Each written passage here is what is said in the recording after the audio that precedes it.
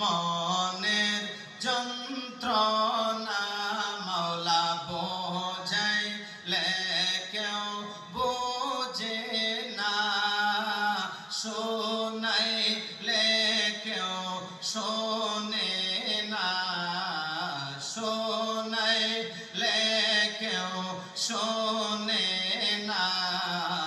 শোনেন শাহে মদিনা, লা ইলাহা ইল্লাল্লাহ, জোড়ে লা ইলাহা,